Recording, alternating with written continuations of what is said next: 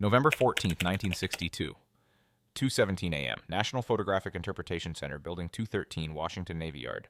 The fluorescent lights hummed in the windowless basement room. Arthur Lundahl pressed his thumbs against his temples, staring at the photograph for the 47th time. Outside, frost was forming on the Anacostia River.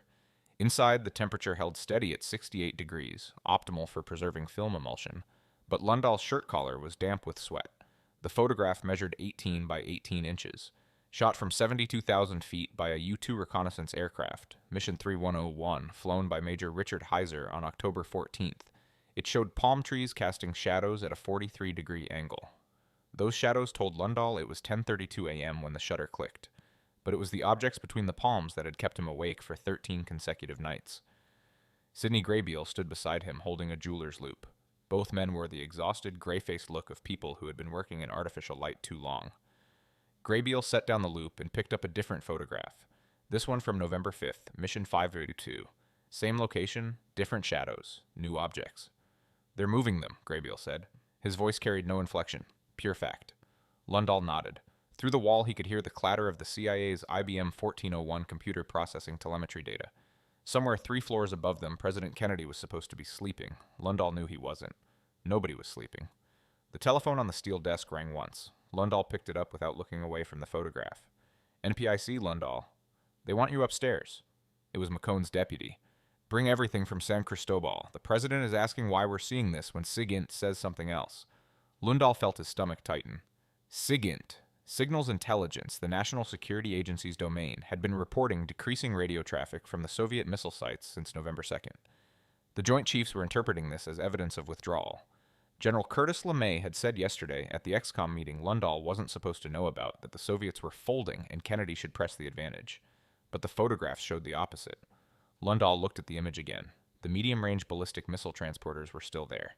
The Erector launchers hadn't moved. And in this morning's batch, delivered by courier from Andrews Air Force Base 90 minutes ago, new fuel trucks had appeared. The Soviets weren't withdrawing. They were repositioning. "Tell them I'm coming," Lundahl said. 5 minutes. He hung up and turned to Graybeale. "If I'm not back in an hour, burn the San Cristobal series. All of it." Graybeale's eyes widened. "Art, you can't..." "If LeMay gets hold of these before the president understands what he's looking at, we're going to war by breakfast." Lundahl gathered the photographs into a leather briefcase, a gift from his wife, with brass clasps that clicked with a sound like rifle bolts, and walked toward the elevator. The briefcase felt heavier than it should. Inside were 43 photographs that contradicted everything the military establishment believed about Soviet behavior. Inside were 43 reasons why Kennedy might ignore every general in the Pentagon. And inside, invisible to everyone except 6 people in American intelligence, was the truth about what satellites and reconnaissance aircraft had revealed. Nikita Khrushchev wasn't backing down. He was buying time. The official narrative of the Cuban Missile Crisis, as it crystallized in the weeks following October 28, 1962, presented a clean story of American resolve forcing Soviet capitulation.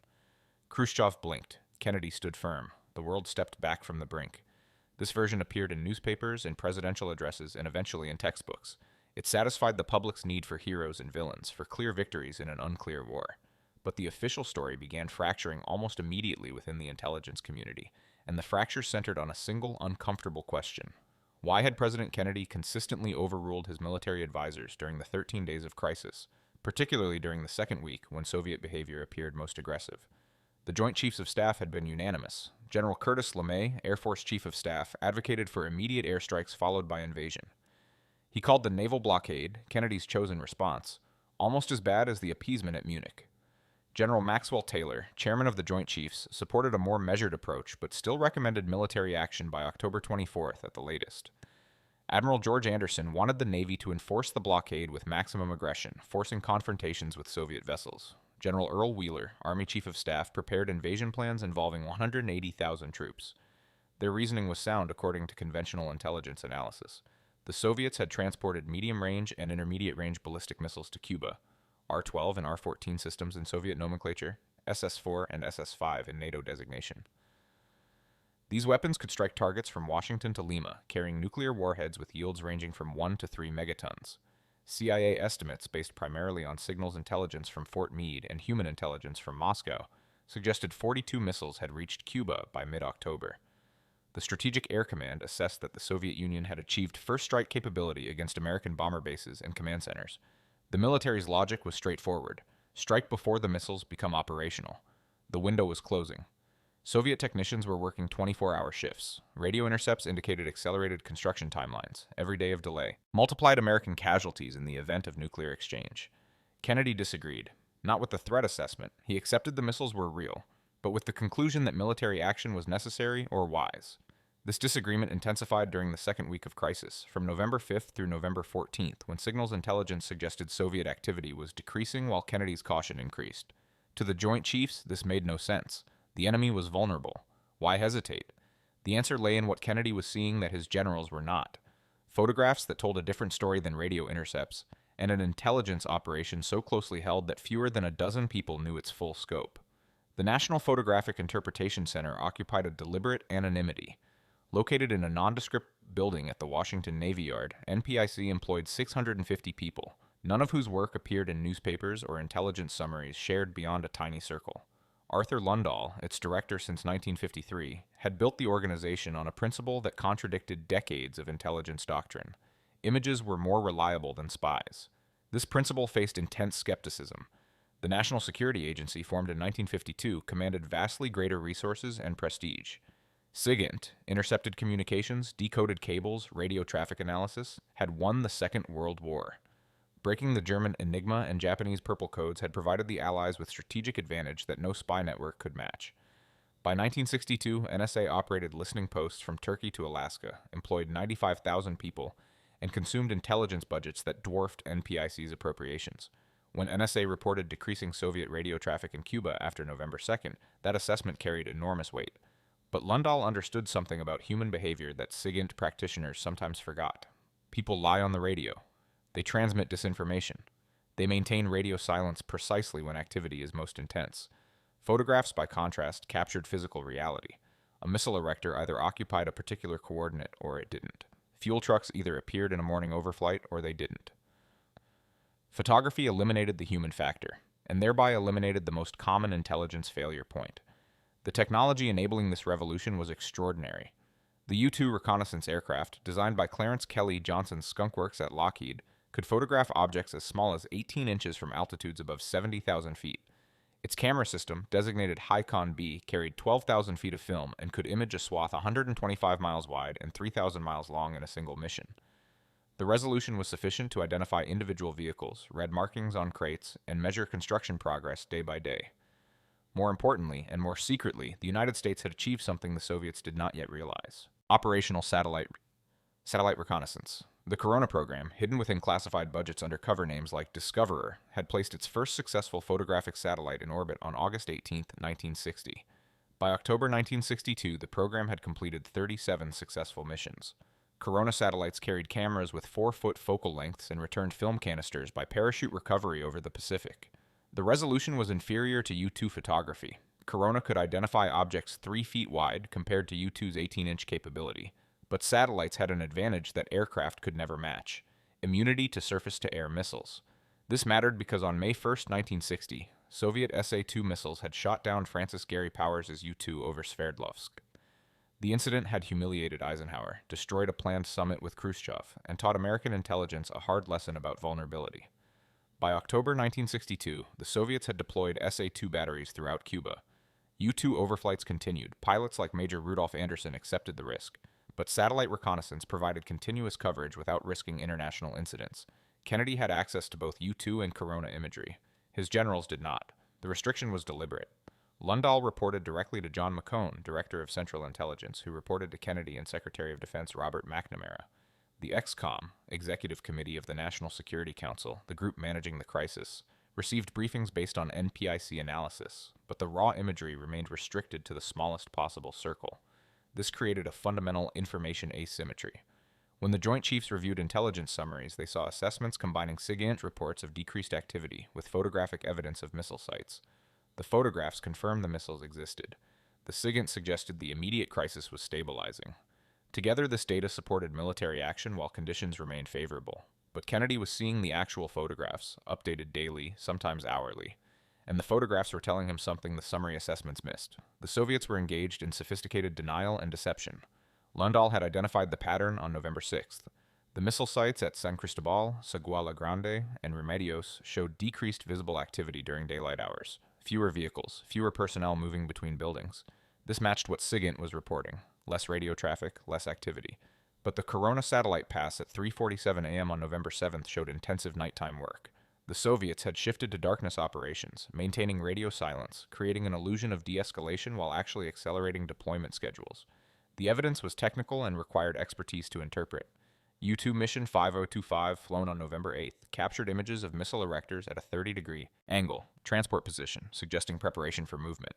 But Corona Mission 9052A, covering the same location 13 hours later, showed the erectors return to vertical, launch-ready position. The Soviets were conducting drills. They were testing response times. They were becoming operationally proficient. Lundahl brought this analysis to McCone on November 9th. McCone brought it to Kennedy on November 10th. And Kennedy, staring at photographs spread across his desk in the Oval Office, understood what his generals did not. Khrushchev was not withdrawing. He was consolidating. The decreased radio traffic was operational security, not retreat.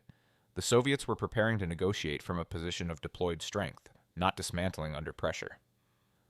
This revelation created an impossible political situation for Kennedy. He could not explain his caution without revealing satellite reconnaissance, which remained one of America's most closely guarded secrets. Corona's existence was compartmented even within the intelligence community. If Kennedy told the Joint Chiefs that satellite photography contradicted their assessments, he would have to explain how satellites were obtaining that photography. If the Soviets learned about Corona's capabilities, they would immediately adjust their security measures, eliminating America's strategic advantage. So Kennedy simply overruled his generals without explanation. He insisted on continued negotiation despite their unanimous opposition. He refused authorization for airstrikes even as the military presented evidence that conditions favored attack. And he appeared to his advisors as either indecisive or naive, exactly the appearance that would later dominate military memoirs of the crisis. The human element intensified the tension. Curtis LeMay was not a man inclined toward patience. He had directed the firebombing of Tokyo, commanded Strategic Air Command through its expansion to 2,500 bombers, and built his reputation on the doctrine of overwhelming force. He viewed Kennedy as weak, inexperienced, and dangerously influenced by civilian advisors who understood neither military necessity nor Soviet psychology. In ExComm meetings, LeMay's contempt was barely concealed. He called the blockade strategy criminal in one meeting. He told Kennedy directly that negotiation would embolden Soviet aggression worldwide. Kennedy held firm, but the pressure was extraordinary, not just from LeMay, but from respected voices across the national security establishment. Dean Acheson, former Secretary of State under Truman, advocated for airstrikes. John McCloy, architect of post-war Germany reconstruction, supported military action. Congressional leaders, briefed on the missile deployments, demanded immediate response. The American public, while not yet fully aware of the crisis details, was being prepared for confrontation through carefully managed press coverage. Against this consensus, Kennedy positioned himself as the sole obstacle to war. He relied on a handful of advisors who understood what the photographs were revealing. His brother Robert Kennedy, Attorney General and closest confidant, Robert McNamara, whose analytical approach valued evidence over doctrine, Theodore Sorensen, special counsel who shared Kennedy's skepticism of military certainty, and McCone, whose responsibility for intelligence gave him access to the full picture. This inner circle functioned as a parallel decision-making structure. While ExComm debated options based on incomplete information, Kennedy convened smaller meetings where the actual satellite intelligence was discussed. These sessions occurred late at night after formal ExComm meetings ended. No minutes were kept. Lundahl attended several times, bringing photographs directly to the White House in his brass-clasped briefcase, spreading them on the cabinet room table while Kennedy and his closest advisors studied them under table lamps. The photographs revealed not just Soviet activity, but also the limitations of Soviet capability.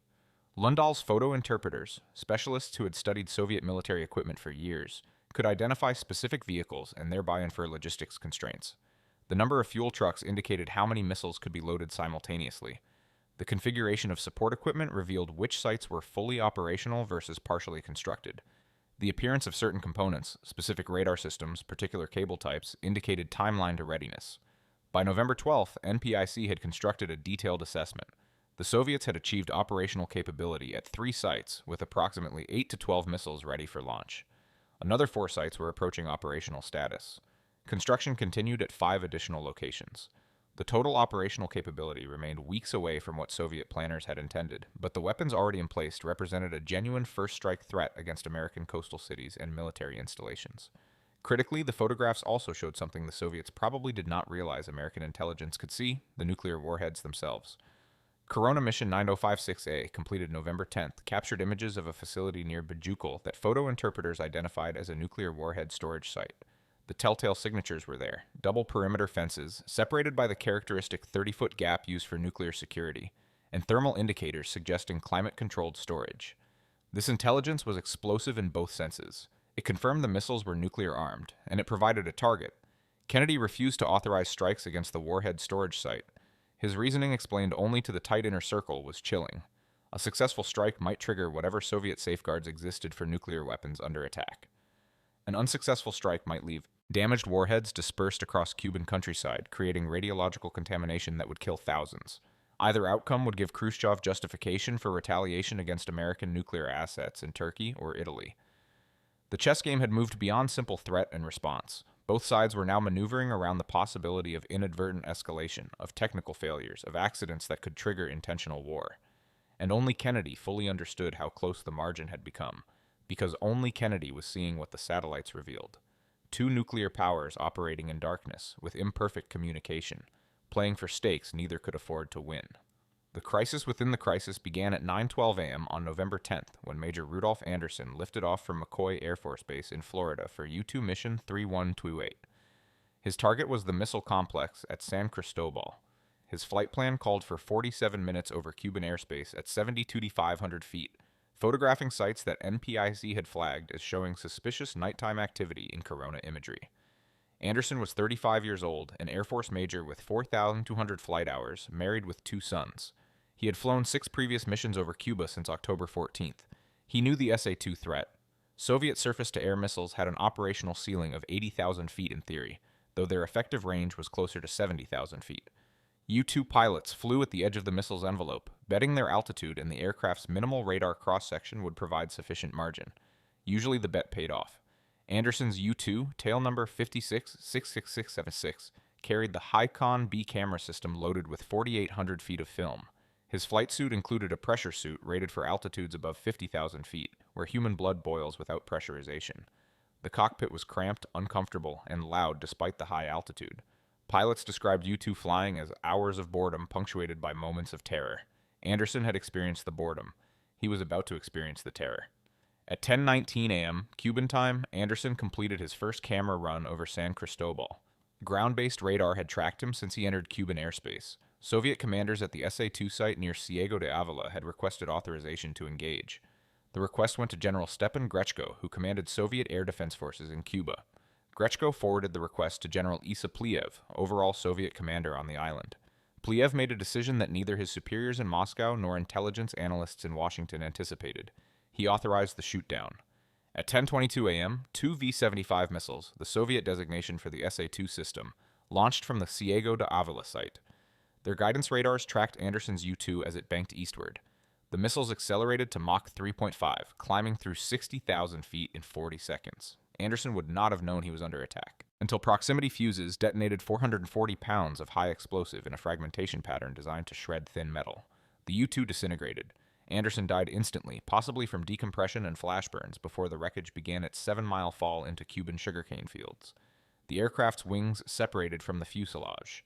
The camera system, built to survive crash impact, struck the ground at terminal velocity and broke apart. The film inside, containing images of Soviet missile sites, scattered across farmland near the town of Antilla. News of the shoot-down reached the White House at 1:47 p.m. Washington time, transmitted through the Air Force chain of command to the Pentagon, then to the XCOM members who were gathering for an afternoon meeting. Kennedy received the information from McNamara, who walked from the Pentagon to the White House, rather than risk a telephone call that might be monitored. In the cabinet room, the shoot-down transformed the crisis. The Joint Chiefs had been arguing for military action based on the threat of operational missiles. Now they were arguing based on the fact of American casualties. LeMay saw vindication. The Soviets had escalated to violence. Further negotiation was not just ineffective, it was dangerous. American credibility demanded response. The Air Force was already preparing strike packages. B-52 bombers were on airborne alert. Surface-to-air missile sites in Cuba could be neutralized within hours. The invasion force was ready. Kennedy asked a single question. What does the photography show? The question confused his advisors. Anderson had been killed, his aircraft destroyed. What did photography have to do with appropriate military response? Kennedy clarified. What do we know from the satellites? What are they doing today? There was silence. Most XCOM members were not read into Corona. They did not know satellite reconnaissance existed as an operational capability. They assumed Kennedy was referring to preliminary analysis from earlier U-2 missions. McCone understood. He left the cabinet room and telephoned Lundahl at NPIC. Lundahl had already received the morning's Corona take from mission 9057A, recovered at 11:23 a.m. by Air Force aircraft over the Pacific and flown to Eastman Kodak Laboratories in Rochester for emergency processing. The film had arrived at NPIC by courier at 1:15 p.m. Lundahl's photo interpreters had been working on it for 32 minutes. We need it now, McCone said, whatever you have. Lundahl grabbed the briefcase, the brass clasps clicking shut over preliminary analysis sheets, and drove to the White House. Traffic on M Street was normal, people going about Saturday afternoon business, unaware that in a basement office and a high-security cabinet room, men were deciding whether to start World War III. He arrived at 2:34 p.m. Security cleared him immediately. He walked into the cabinet room carrying photographs that were still wet from processing, their edges curling slightly from the chemical fix. Kennedy stood at the head of the table. The Joint Chiefs sat to his left, their uniforms crisp despite the tension. Robert Kennedy and McNamara stood behind the president. The room smelled of coffee and cigarette smoke. Lundahl spread the photographs across the polished table. They showed San Cristobal, Sagua La Grande, and Remedios. The imagery was 6 hours old, morning light in Cuba, photographed from 95 miles altitude. They're buttoning up, Lundahl said. He pointed to San Cristobal. These are camouflage nets. They weren't there 48 hours ago. Here. He indicated another photograph. They've moved fuel trucks under tree cover. The missile erectors haven't moved, but they've covered them with thermal blankets to defeat infrared detection. General Taylor leaned forward. This is defensive camouflage. They're expecting airstrikes. No, sir, Lundahl said. He pulled out another photograph, this one showing Sagua La Grande. Defensive camouflage is static. You put nets over installations and leave them. This is tactical camouflage. They're doing it while maintaining operational readiness. See these tracks? His finger traced lines in the photograph where vehicles had disturbed vegetation. These are from this morning. They're moving around under the nets. They're conducting operations while hidden. LeMay stubbed out his cigar. So they're playing games. Makes the case for immediate strikes even stronger. We can't target what we can't see. Kennedy was staring at a different photograph. What's this? Lundahl looked. The image showed the Bajukal warhead storage site. Nuclear storage, Mr. President. We identified it from thermal signatures and security configuration. What changed since the last satellite pass? Lundahl pulled out a comparison image from November 8th. The differences were subtle but unmistakable to trained interpreters. Additional vehicles inside the compound. We count 8 trucks that weren't there 3 days ago. These configurations, he pointed to shapes near buildings, match Soviet nuclear transport vehicles from intelligence files. Robert Kennedy spoke for the first time. They're moving warheads. We believe so, sir, either consolidating them for security or distributing them to launch sites. The implication hung in the room. If the Soviets were distributing warheads to missile sites, they were preparing for either negotiated withdrawal, removing everything simultaneously, or for nuclear employment. The photographs could not distinguish intent.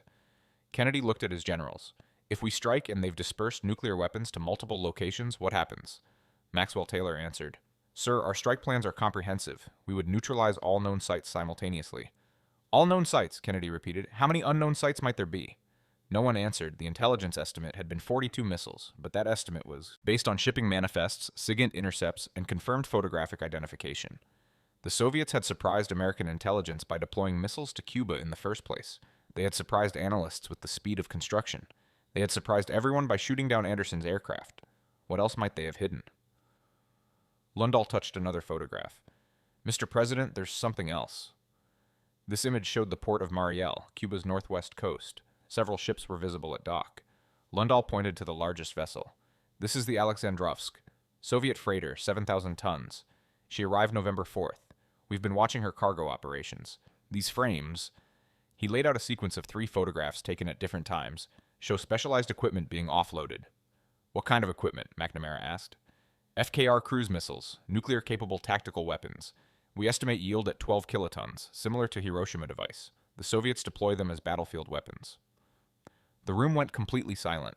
The crisis had been about strategic missiles, weapons that could strike American cities from Cuban soil. Now Lundahl was describing tactical nuclear weapons designed for battlefield use, controlled by Soviet military commanders who might have delegation authority to employ them without direct orders from Moscow. Kennedy's voice was steady but quiet. How many? We count equipment consistent with 6 FKR systems. Each has 4 to 6 kilometer range. They would be used against invasion forces. LeMay stood abruptly. Mr. President, this confirms our analysis. The Soviets have built integrated nuclear capability in Cuba. Every day we delay makes military action more costly. We should strike immediately with maximum force. Kennedy shook his head. General, the photographs tell me the opposite. If they have tactical nuclear weapons deployed, an invasion would trigger their use.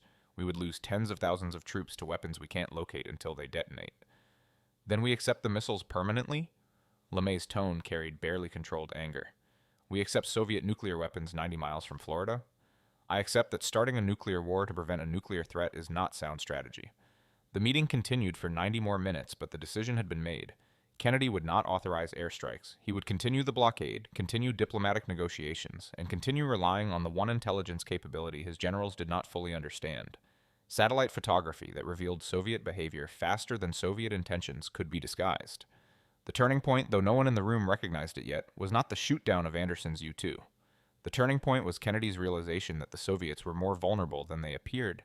Tactical nuclear weapons at Mariel meant Soviet military planners feared American invasion enough to deploy their most sensitive weapons. Camouflage at missile sites meant they feared airstrikes.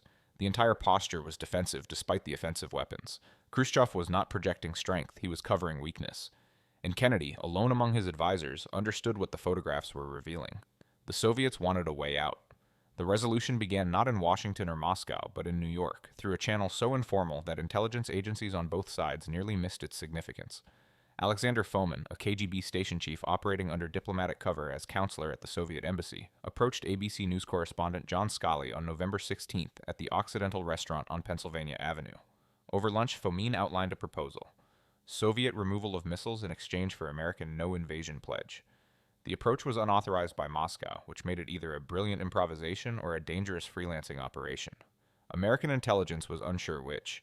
CIA counterintelligence suspected a trap. State Department Soviet experts thought Fomin was testing American flexibility.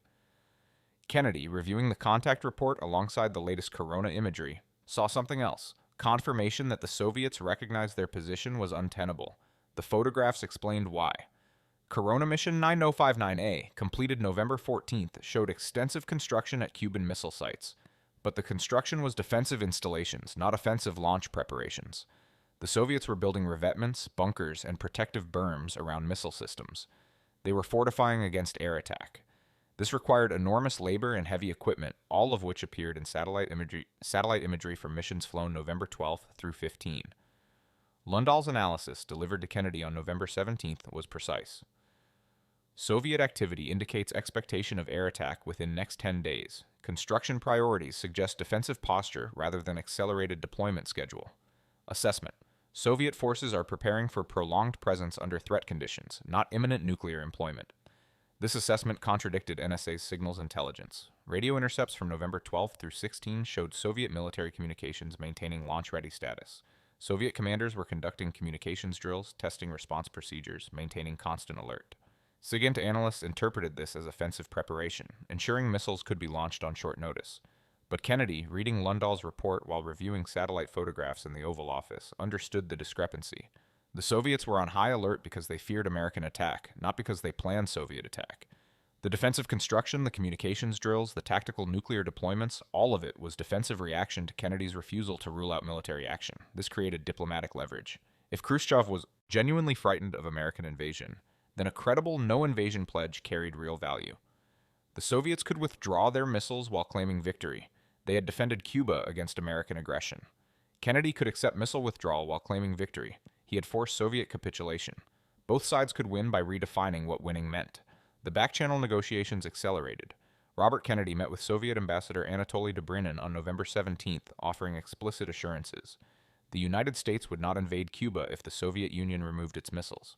Additionally, and this was secret even within the American government, the United States would remove Jupiter missiles from Turkey within 6 months, though this removal would be characterized as a routine modernization decision unrelated to Cuba.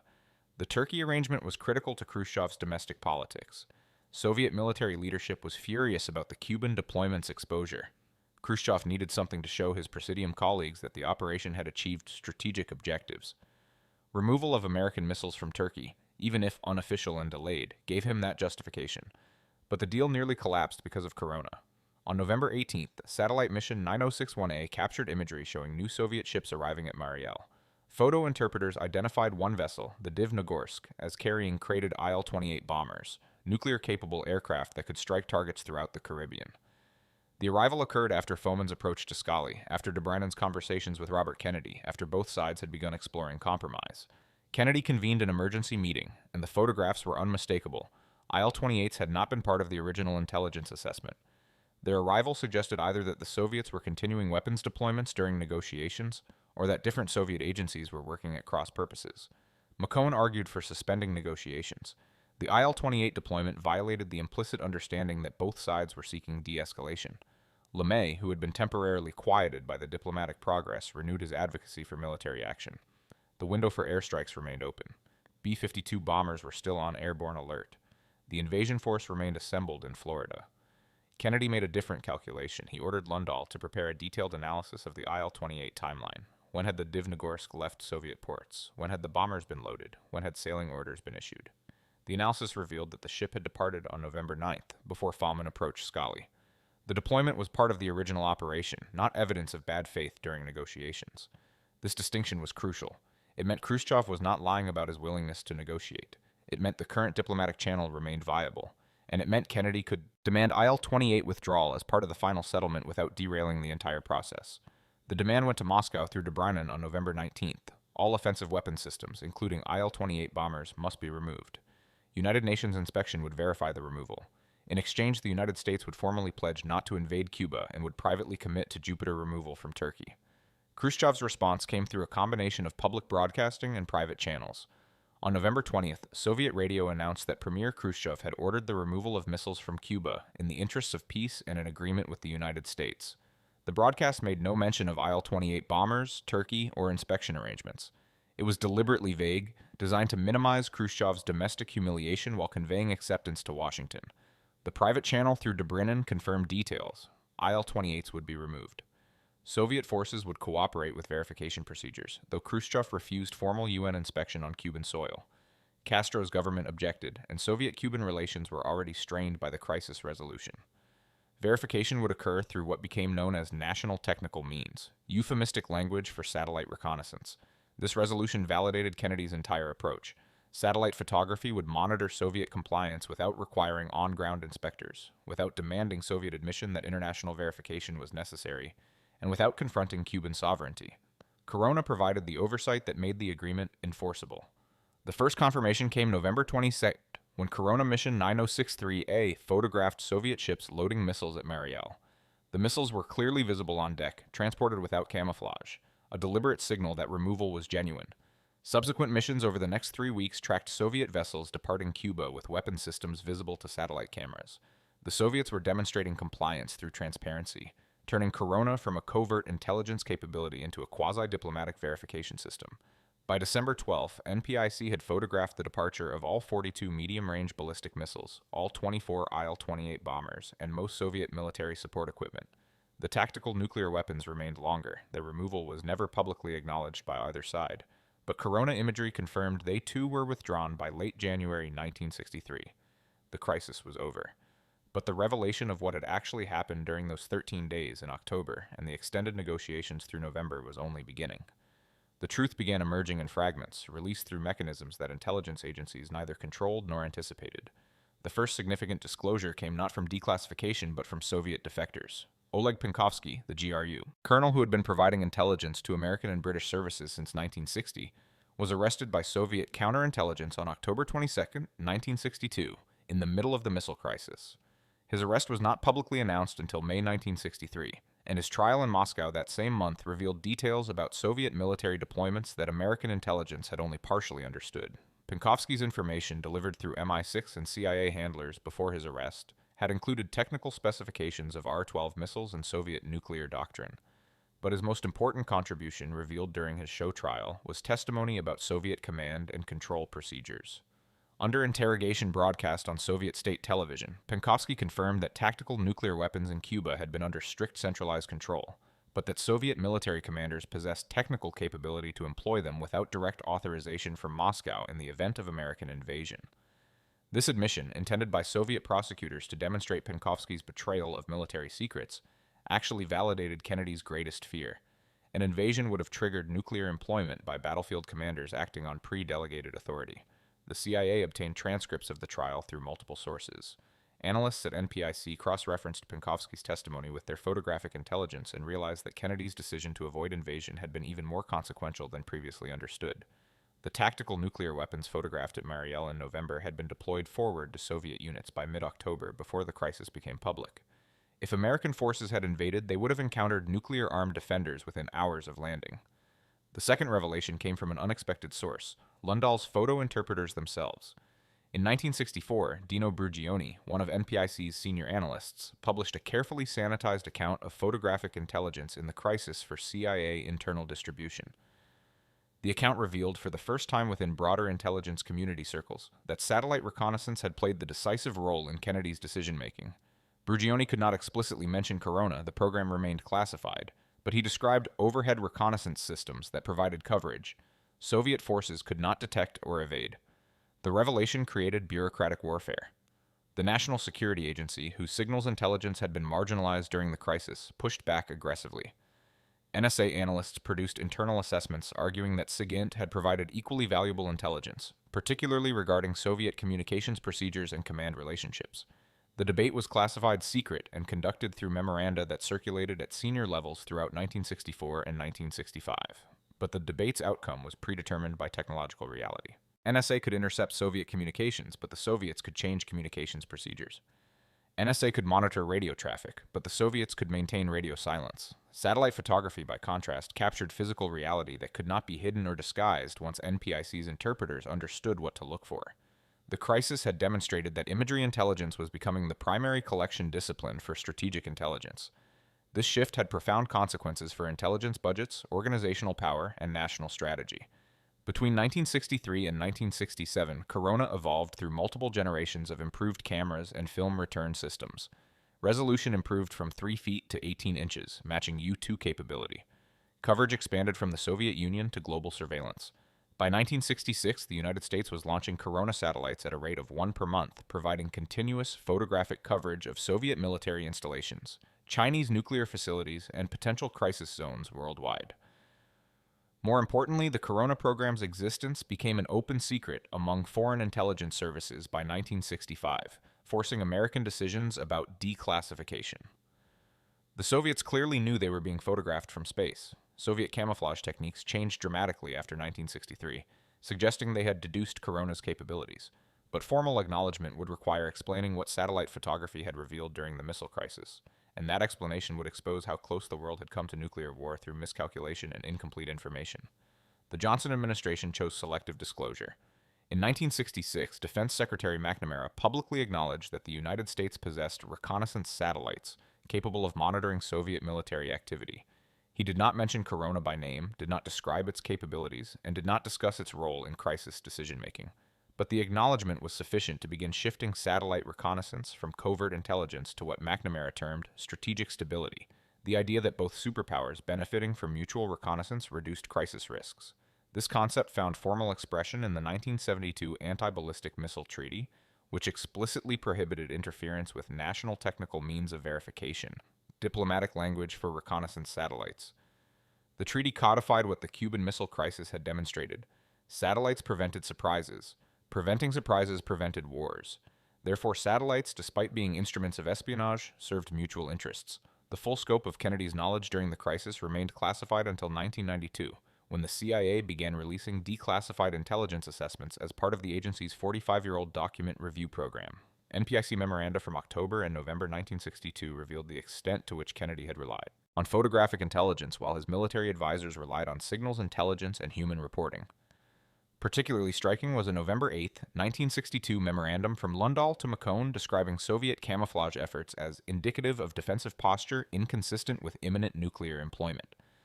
This assessment, delivered at the crisis's peak when generals were demanding immediate military action, had been read by Kennedy and marked with the handwritten notation, "Validates negotiation strategy. Continue photo coverage every 24 hours."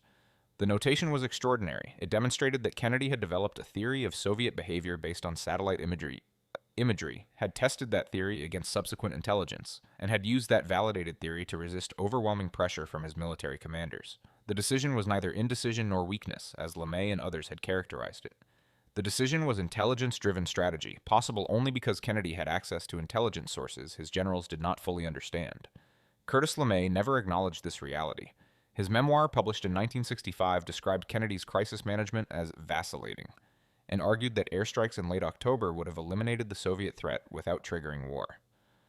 LeMay maintained this position until his death in 1990, despite declassified evidence that airstrikes would have triggered tactical nuclear employment. His conviction reflected a broader truth about military culture. Generals trained for decades on the premise that superior force achieves military objectives struggle to accept that intelligence collection might achieve strategic objectives force cannot. The human cost of Kennedy's decision, or rather the human cost avoided, became quantifiable only after Soviet archives opened following the 1991 collapse of the USSR. Russian researchers discovered that General Pliev, Soviet commander in Cuba, had received authorization from Moscow on October 22, 1962, to employ tactical nuclear weapons against American invasion forces without requiring additional approval. The authorization was contingent on severed communications with Moscow. If Pliev could not reach Soviet leadership for instructions, he possessed authority to use nuclear weapons at his discretion. This revelation, published in Russian military journals in 1992 and confirmed by American researchers accessing Soviet archives in 1993, fundamentally altered historical understanding of the crisis. Kennedy's refusal to invade was not merely prudent. It was the decision that prevented nuclear war. An American invasion, even a limited invasion to neutralize missile sites, would have triggered tactical nuclear employment that would have killed tens of thousands of American troops and created circumstances where Kennedy would have faced impossible pressure to authorize nuclear retaliation. The photograph that best captured this near miss was never taken during the crisis. In 1997, during a conference in Havana bringing together American, Soviet, and Cuban participants in the missile crisis, researchers from the National Security Archive displayed declassified NPIC imagery on screens for the first time in international academic setting. One image showed the Mariel nuclear storage facility on November 10, 1962. Cuban participants identified the location. Soviet participants confirmed it had stored tactical nuclear warheads. American participants, including Robert McNamara, then 81 years old, saw for the first time the physical location of weapons that would have destroyed the 1st Marine Division if invasion had occurred. McNamara stared at the photograph for several minutes. Then he turned to the audience and said, "We were rational. They were rational. And we came within a hair's breadth of nuclear war. Rational individuals, Kennedy, Khrushchev, Castro, came that close to nuclear destruction of their societies. This is the lesson. The combination of human fallibility and nuclear weapons will lead to nuclear catastrophe." The photograph itself was grainy black and white imagery, 46 years old, showing a small facility surrounded by double fences in Cuban countryside, but it represented something more profound than military intelligence. It represented the moment when technology, satellite photography, had enabled one human being, John Kennedy, to see what was actually happening rather than what military doctrine predicted would happen. And seeing clearly, Kennedy had chosen negotiation over destruction. The policy implications reverberated for decades. The Cuban Missile Crisis validated satellite reconnaissance as the primary means of monitoring arms control compliance. Every subsequent strategic arms limitation treaty, SALT I in 1972, SALT II in 1979, START I in 1991, New START in 2010, relied on satellite verification.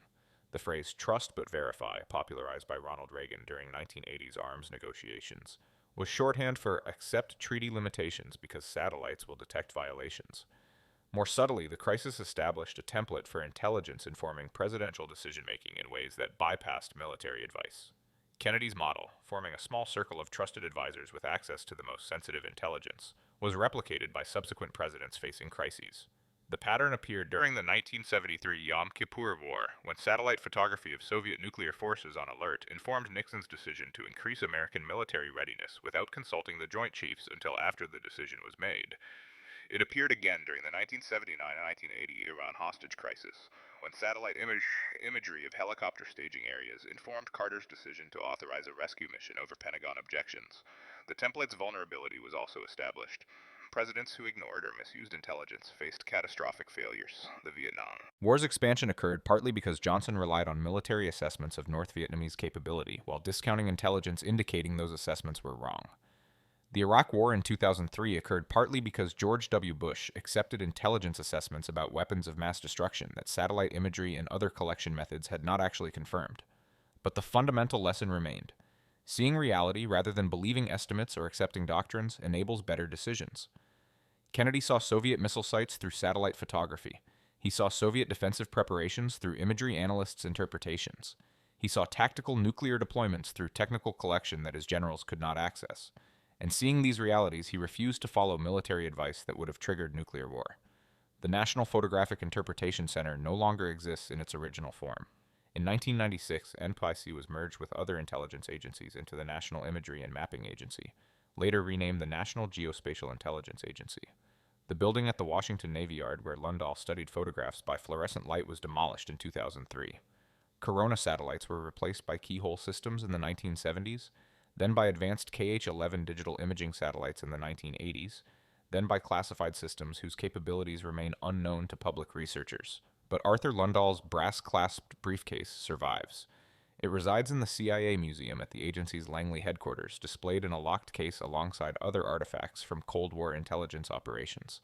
The brass clasps show wear from decades of use. The leather is cracked.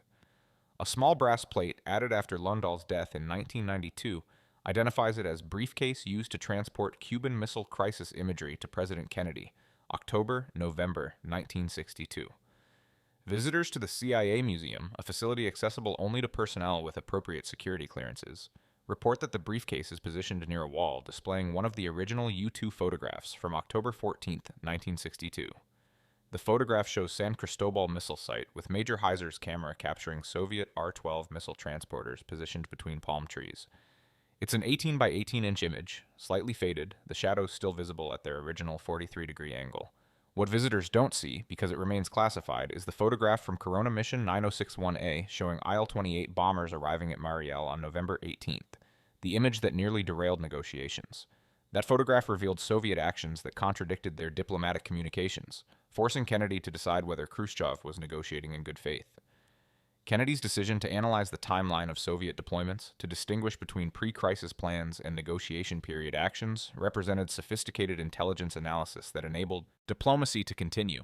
The photograph remains classified not because it reveals Soviet capabilities, those systems are decades obsolete, but because it reveals American capabilities. Even now, 63 years after the missile crisis, the United States government does not publicly acknowledge the full resolution capabilities of 1962-era Corona satellites. Revealing that information would provide baseline data for adversaries to calculate how American satellite capabilities have improved. Intelligence agencies protect capabilities more carefully than they protect the information those capabilities collect. But the hidden truth of the Cuban Missile Crisis was never really about capabilities. The hidden truth was about decisions. Kennedy decided to trust photographs over generals. He decided to trust patient analysis over urgent action. He decided to create information asymmetry, knowing more than his advisors, in order to resist pressure for decisions he believed were wrong. These were not easy decisions. They were not popular decisions.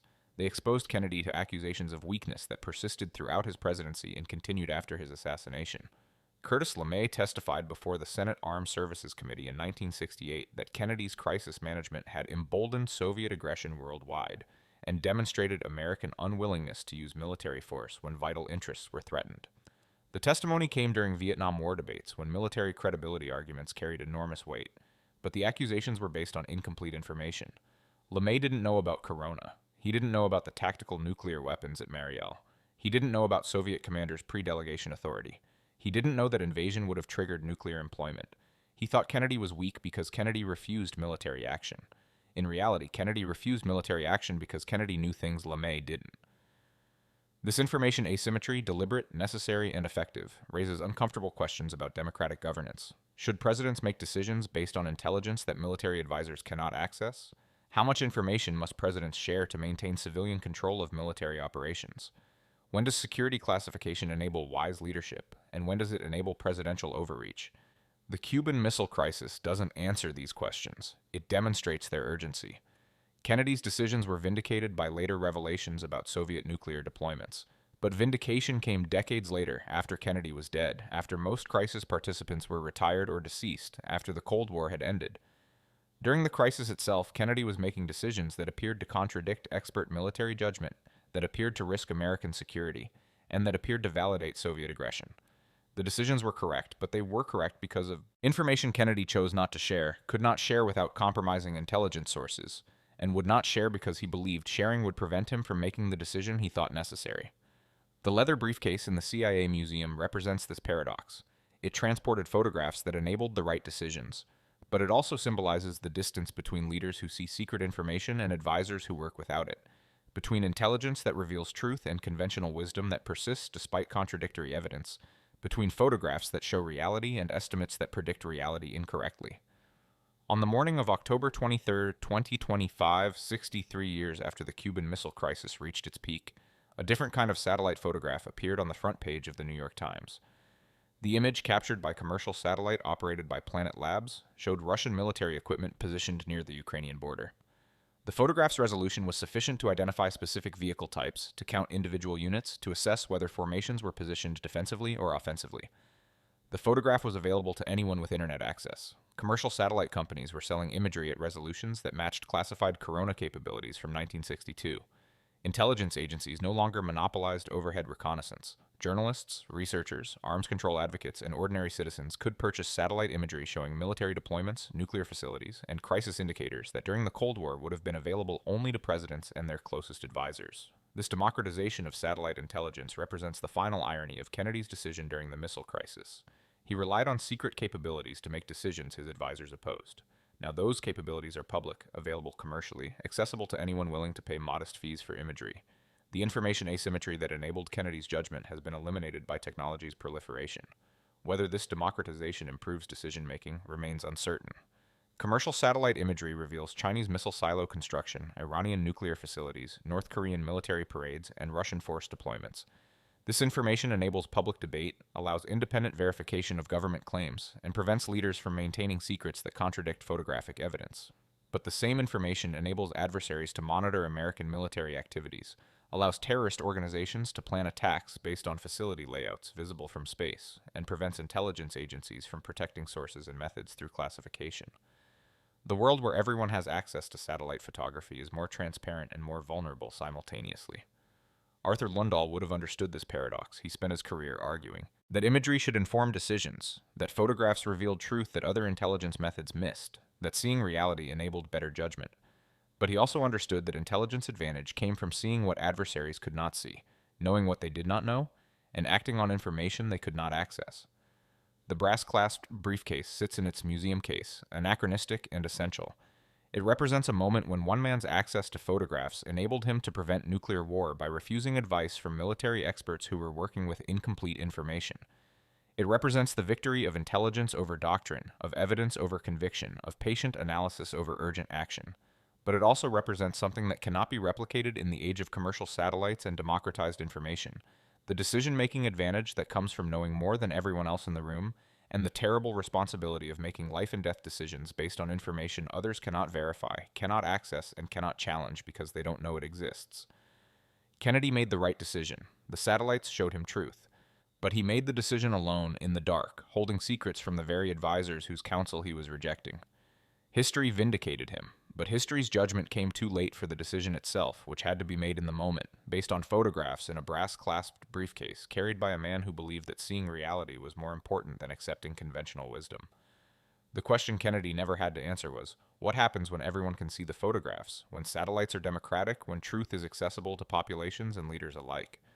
What happens when the information advantage that prevented nuclear war becomes available to everyone, and the next crisis requires decisions that cannot be made by committee, that cannot be debated publicly, that must be taken by individuals who see what others miss?